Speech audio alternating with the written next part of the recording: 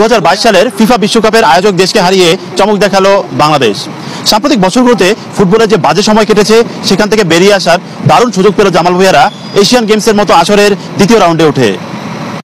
কাতারের মতো শক্তিশালী দলকে হারিয়ে প্রথমবারের মতো এশিয়ান গেমস ফুটবলের দ্বিতীয় রাউন্ডে উঠেছে বাংলাদেশ।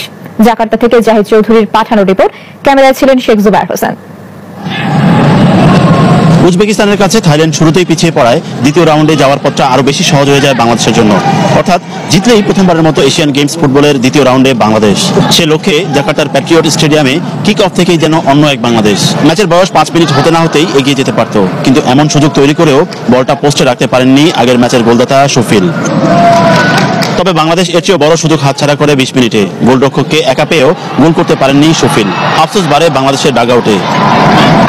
খানিকটা চাপে পড়া কাতার অবশ্য ম্যাচের নিয়ন্ত্রণ নেয় দ্রুতই। মিডফিল্ডে দখল নেওয়ার পাশাপাশি বাংলাদেশের গোলরক্ষক এবং ডিফেন্সকে ব্যস্ত রাখে আগামী বিশ্বকাপের আয়োজকরা।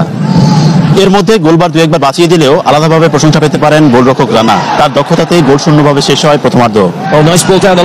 র্যাঙ্কিং এবং সুযোগ সুবিধা সব দিক থেকেই অনেক এগিয়ে থাকা কাতারকে দ্বিতীয়ার্ধে বেশ ভালোই ভোগায় বাংলাদেশ। এর মধ্যে 58 থেকে 74 এই 16 মিনিটে হাতছাড়া হয় ন্যূনতম 3টি গোলের সুযোগ। শেষ দিকে গোটা তিনেক পরিবর্তন এনে ম্যাচে গতি বাড়ান কোচ জেমিডে। নিশ্চিত ড্রয়ের পথে হাঁটতে থাকা ম্যাচে বাংলাদেশের স্বপ্ন পূরণ যে শেষ মুহূর্তে হবে কে জানতো। যোগ করার সময়ে দারুণ এক আক্রমণ থেকে বাংলাদেশকে এগিয়ে দেন অধিনায়ক জামাল ভুঁইয়া।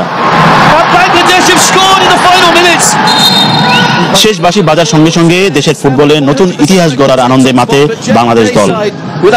2022 সালের ফিফা বিশ্বকাপের আয়োজক দেশকে হারিয়ে চমক দেখালো বাংলাদেশ। সাম্প্রতিক বছরগুলোতে ফুটবলের যে বাজে সময় কেটেছে সেখান থেকে বেরিয়ে আসার দারুণ সুযোগ পেল জামাল ভুঁইয়ারা এশিয়ান গেমসের মতো আসরের দ্বিতীয় রাউন্ডে ওঠে। কাতারের মতো শক্তিশালী দলকে